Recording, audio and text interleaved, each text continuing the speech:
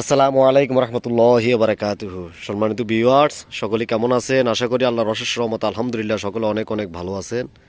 আমিও আলহামদুলিল্লাহ আপনার দোয়ায় অনেক ভালো আছি। তো আজকে নতুন একটা জিনিস নিয়ে আসলাম।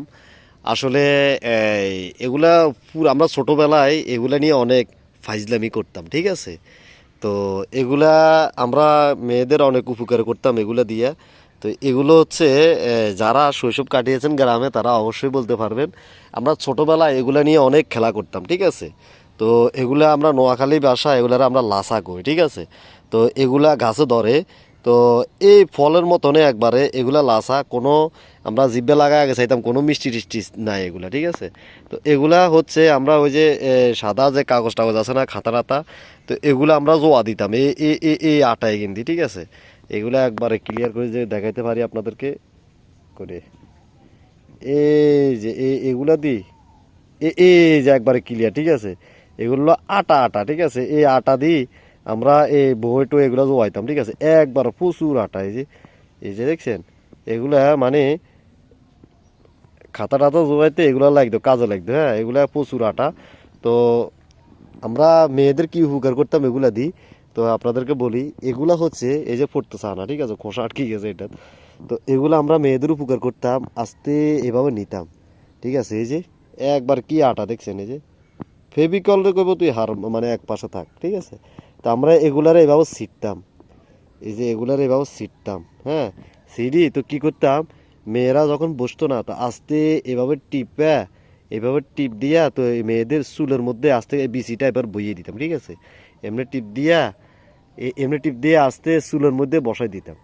তো চুলের মধ্যে বসাই দিলে কিছুক্ষণ পর যখন ভিজা ভিজা লাগতো তখন, বা এ লাড়াচাড়ার মধ্যে যখন চুলের ভিতরে ঢুকে যেত তখন বাকি চুলগুলো সব জট হয়ে যেত, ঠিক আছে? তো এই ফাইজলামিগুলো করতাম। শুধু মেয়েদেরকে তা না, আমরা ছেলেদেরকেও এরকম নাচাইতাম, ঠিক আছে? এই লাসা এগুলা দিই। তো এগুলো কিন্তু প্রচুর পরিমাণ লাসা। আমরা যে ফাইজলামি করছি আপনারা এগুলো করিয়ে না দেখেন। তো এনগা যে পোলা ফাইন এগুলো আমাদের চেয়ে আরও ডেঞ্জারাস, ঠিক আছে? এই দেখেন কি প্রচুর পরিমাণে আটা এগুলা।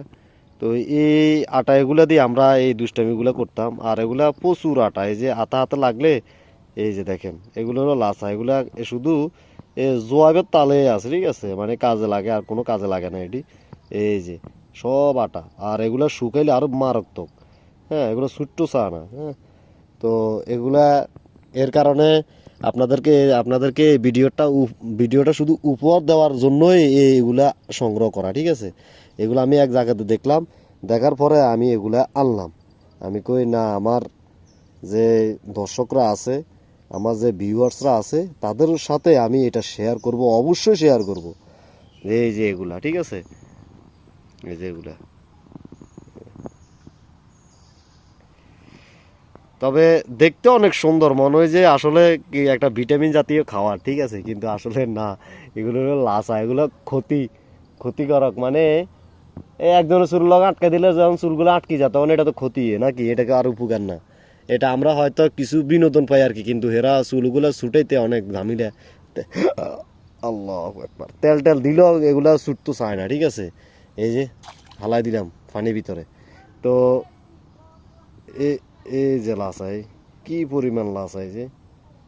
তো আমরা এগুলা এই গ্রাম অঞ্চলে বলি, মানে নোয়াখালীতে এগুলার নাম দিছি আমরা লাসার গড়া, ঠিক আছে? মানে লাসা কইলে ব্যাগে চিনে যে ও লাসা গাছ নাকি, হ্যাঁ? তো ব্যাগে চিনে। তো এই লাসার গড়া এগুন আমরা আগে ওই বইটই আছে না, খাতা টাতা চিরি গেলে জোয়া দিতাম, হ্যাঁ? মানে ফিন টিন খুলি গেলে বা সিলে টিলে আগে তো রশি দিয়ে সিলে করতো, খুলি গেলে তখন আমরা এগুলারে লাগাই দিতাম, লাগাই দিলে হিনে আটকে যেত, রশি টশি শুদ্ধ আটকে যেত, এত শক্তি এগুলার। হ্যাঁ, এগুলো হুয়ে গেলে আরও বেশি শক্তি, এগুলো উড়াইতে কষ্ট। তো সম্মানিত ভিউয়ার্স, আপনার গ্রামের ভাষা এটার নাম কি? যদি চিনে থাকেন কমেন্ট করে অবশ্যই জানাবেন। ভিডিওটি যদি ভালো লাগে লাইক করে শেয়ার করে দিবেন। আল্লাহ হাফেজ। আসসালামু আলাইকুম রহমতুল্লাহি ওয়া বারাকাতুহু।